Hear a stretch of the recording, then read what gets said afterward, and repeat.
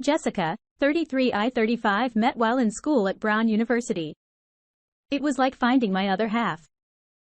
We both had dreams of impacting the world and making it a better place by becoming medical professionals. She wanted to be a nurse while I wanted to open my own practice. We had a lot of common interests and truly enjoyed each other's company.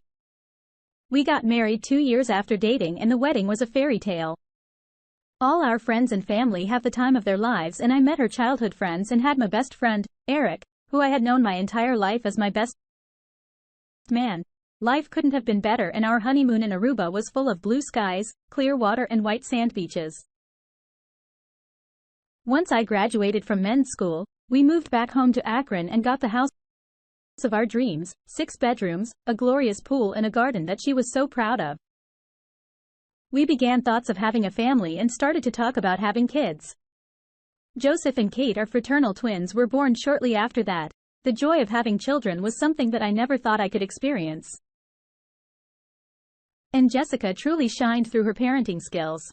Fast forward to 6 months ago. My practice was booming. Joseph and Kate were 5 and enrolled in the private prep school of our dreams. Life was finally feeling like it had a plan, and I couldn't be more content.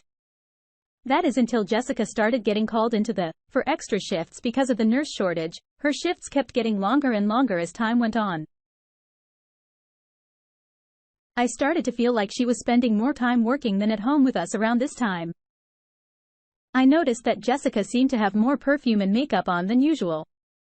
She would be in a rush when she left the house and came back late from her shift and slipped into bed when I asked her about it. She said that her patients needed her and that she had to fulfill her duties. I thought it was strange, but just figured she was super dedicated to her job, since that's the kind of person she is. One evening I secretly hired a nanny to watch the kids and got in my car and followed Jessica to work. As I watched her walk into I noticed that instead of taking a left and going to her station, she took a right and entered the cafeteria. I was so curious that I decided to follow her, and then that's when I saw Eric, my best man and lifelong friend, who was a doctor. I told myself that they worked together and this was nothing out of the ordinary. But what happened next had my heart racing. Eric told her that his shift was almost over and that they would slip out quietly and head to the hotel. Turns out that she didn't have a shift to work that night, and Eric and her would be evaluating each other's bedside manner. The worst part of it all was that Eric had been married for 10 years and had 3 beautiful children. I was so angry. I wanted to confront them both but couldn't break myself to do it. Instead, I got in my car and followed them to the hotel. Once I got there, I found out which room they were in and proceeded to wait in the car for another 30 minutes. At that point, I went into the hotel up the elevator and stood silently outside of their room. I pressed my ear to the door to hear what was going on inside, and what I heard made me sick. Let's just say it sounded like a disturbed version of the game Twister. What I thought was a beautiful love story had become twisted. How could the woman I married and the man I trusted pull something like this? I then walked away, still not able to process the truth of what was happening. As I got to the end of the hall, I heard Jessica scream out, "I love you," and my stomach dropped. I drove home and at that moment knew that my life had just changed forever. How could something so pure be turned into something so disgusting? The logical move was to confront Jessica, get her side of the story, and go from there in a civil way. But something in me must have broken when I felt that betrayal, and I decided to go about it in the most vicious way possible. I developed a plan to completely ruin the lives of both my wife and my double-crossing best friend.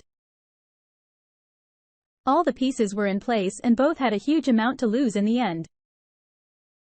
I'd be out of a marriage, but at least I could have the satisfaction of knowing that justice had been served. The next morning, I quietly put on my coat and walked out of my house without a word to anyone. I knew the kids would be in school for the next 7 hours and Jessica would be at work with Eric all day. I first wanted to let Eric's wife know exactly what was going on. I called her and told her everything, which I figured would result in her calling Eric to confront him. Word must have spread quickly because 30 minutes later, Jessica began calling me. I missed 5 of her calls because I had decided to go to the HR department of the hospital where her and Eric worked and told them everything, given that there was a strict no relationships policy. It was a huge violation of their contracts. They thanked me for the information and I drove to my attorney's office. At that point, all the pieces were in place and the fireworks were ready to go off for the first time since hearing them in the hotel room. I felt a smile spread across my face and a sense of justice penetrating my soul. When I arrived home, Jessica was standing in the driveway crying hysterically, shouting that she was sorry. I confronted her saying that I had a very busy morning and pretended to not know what she was talking about. As I asked her what was wrong and comforted her, her crocodile tears suddenly stopped. She looked at me with an expression of disbelief that I had gone about this in such a twisted manner. At that moment, I winked at her and said, I am a doctor and I believe that this treatment plan is the proper course of action. The tears started flowing again and she chased me into the house, continuing to apologize. She begged to explain her side of the story in a frenzy. I was just about to give her the chance to elaborate when her phone rang. It was her dad, and little did she know that the games were just beginning. All I heard for the next 10 minutes was her father yelling at her about how she had no loyalty. Little had she known that I sent the audio recording to her parents as I pulled up to the house, and they happened to love me and the life that I had provided for her and the children. While her father screamed at her, I got a phone call from Eric, who was furious at me. He swore up and down that nothing had happened and that I was totally wrong. And at that moment I sent him the audio recording as well. His wife had already heard it and he did not stand a chance. The anger began to give weight to a tearful apology from him, and he knew that his marriage was over and that he would lose custody of his children. I signed off asking him if slapping my wife's butt was worth the price he had paid, and he silently hung up.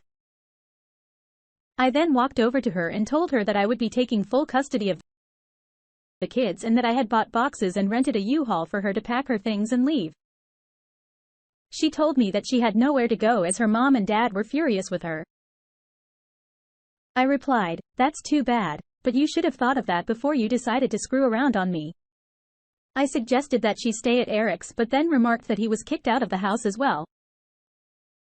At that point, I asked her to start packing and took a deep breath as she slowly walked away, completely defeated. On the way out, she made a few attempts at reconciling, but stood firmly and without hesitation. I had won the battle and there was nothing more to be said. With her hand hung low and tears streaming down her face, she walked out of the house, loaded up the U-Haul, and asked if she could change into her work uniform before she left. I told her that wouldn't be necessary, as if she looked at her messages, there should be one from her supervisor that said she was suspended. Sure enough, she checked her messages and started bawling even harder. I walked into the house with a nostalgic feeling of justice penetrating my soul. Later that evening, I would find out that Eric's wife had kicked him out and filed for divorce, in addition to going after full custody of their children. I guess some justice really does exist in this world. And it's a beautiful thing. Jessica and Eric were terminated from their jobs and they decided to rent out an apartment. Last I heard, the trauma of being found out caused them to break up and they split. Jessica reached out to her parents, but they cut off all communication, which led to her having to live on her own and struggle the house, the kids, along with a chunk of Eric's savings and future retirement funds were taken from him in the divorce settlement, as being involved with co-workers is like a scarlet letter in the medical field.